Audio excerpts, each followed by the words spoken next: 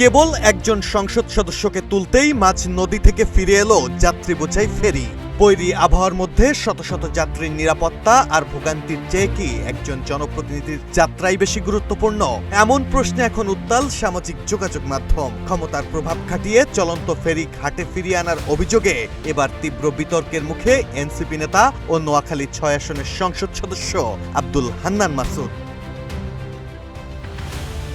যাত্রী ও ফেরি সংশ্লিষ্টদের অভিযোগ, নির্ধারিত সময়ে যাত্রী ও যানবাহন নিয়ে ফেরি ছেড়ে যাওয়ার পর মাঝ নদী থেকে সেটিকে আবার ঘাটে ফিরিয়ে আনা হয়। কারণ সংসদ সদস্য হান্নান মাসুদ ফেরিতে উঠবেন। ফেরির মেরিন ইঞ্জিনিয়ার জানান, এমপি ফোন করার পর কর্তৃপক্ষের নির্দেশেই মাঝ নদী থেকে ফেরি ফিরিয়ে আনা হয় ঘাটে।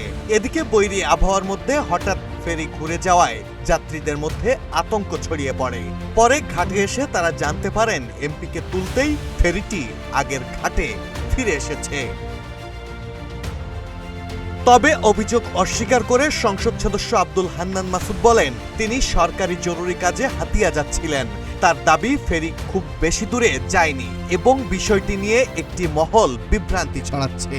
অন্যদিকে ঘাট কর্তৃপক্ষ স্বীকার করেছেন, ফেরি ছাড়ার কিছুক্ষণ পর এমপিকে নেওয়ার জন্য সেটি আবার ঘাটে ফিরিয়ে আনা হয়। যাত্রীদের অনেকেই বলছেন, একজন জনপ্রতিনিধির সুবিধার জন্য সাধারণ মানুষকে এমন ভোগান্তিতে ফেলা কোনোভাবেই গ্রহণযোগ্য নয়। তাদের ভাষায় এটি জনসেবার নয়, বরং ক্ষমতার প্রভাব দেখানোর উদাহরণ।